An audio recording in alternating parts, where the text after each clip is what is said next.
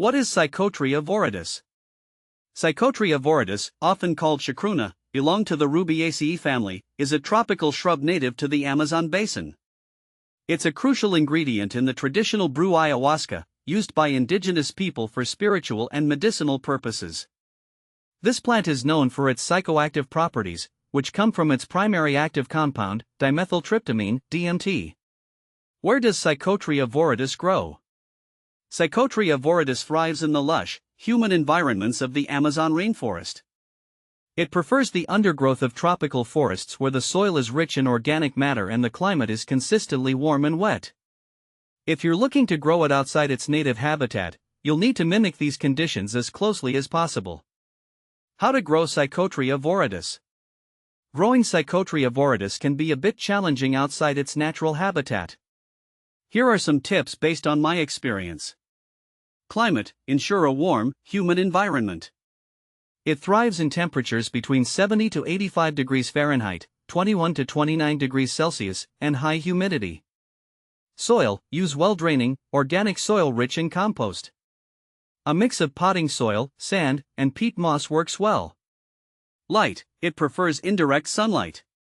Direct sun can scorch the leaves, so place it in a shaded spot. Watering: keep the soil consistently moist but not waterlogged. Regular watering is crucial, especially in dry periods. Fertilization: feed it with a balanced, water-soluble fertilizer every 4 to 6 weeks during the growing season. How to germinate Psychotria viridis seeds? Germinating Psychotria viridis seeds requires patience and the right conditions. Soak seeds: soak the seeds in water for 24 hours to soften the outer shell. Prepare soil: use a mix of peat moss and sand. Moisten it but avoid waterlogging. Planting: sow seeds on the surface of the soil and lightly press them in. Cover them with a thin layer of soil. Temperature and light: maintain a warm environment around 75 degrees Fahrenheit 24 degrees Celsius and provide indirect light. Humidity: keep the soil moist and maintain high humidity, possibly using a plastic cover or humidity dome. Wait: seeds can take several weeks to germinate, so patience is key. How to make ayahuasca with Psychotria viridis?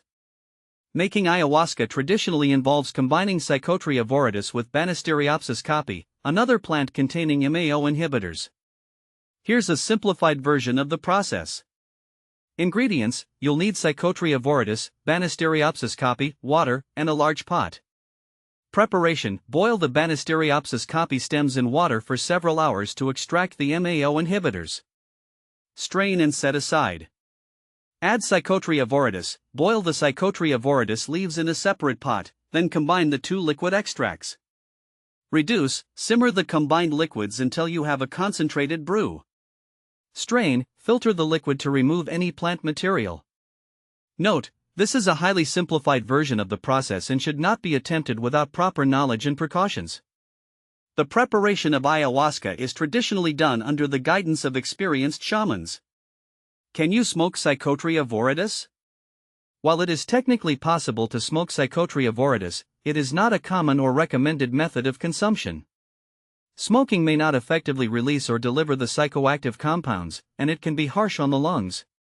Traditionally, it's consumed in a brew or used in other ways within indigenous practices. Is Psychotria viridis legal? The legality of Psychotria viridis varies by country and jurisdiction. In the US, Psychotria viridis is legal to grow and possess. However, the DMT it contains is classified as a Schedule I controlled substance, making the extraction or use of DMT illegal.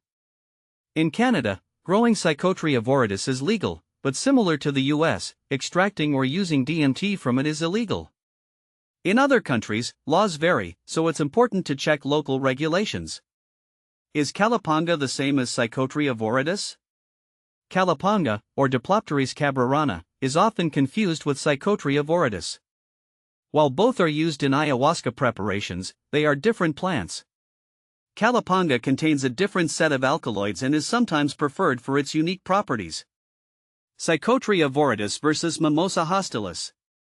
Psychotria viridis and Mimosa hostilis are both used in ayahuasca and other traditional brews, but they have distinct differences. Psychotria viridis contains DMT and is often used for its psychoactive effects in the brew. Mimosa hostilis contains DMT in its root bark and is commonly used in other forms of extraction, like for DMT extractions. Both plants are integral to different preparations and have unique properties and uses in traditional practices. How to care for Psychotria viridis. Proper care involves watering, keep soil consistently moist. Humidity, ensure high humidity levels. Temperature, maintain a warm environment. Pests, watch for common pests like spider mites and aphids. Common problems and solutions. Yellowing leaves, often a sign of overwatering or nutrient deficiency. Adjust watering and fertilization practices. Leggy growth may indicate insufficient light. Provide more indirect light. Conclusion.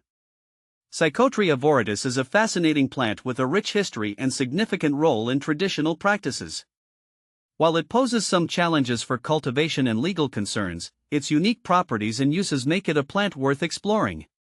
Whether you're interested in its traditional uses or its growing potential, understanding the nuances of Psychotria viridis can enhance your appreciation and knowledge of this remarkable plant.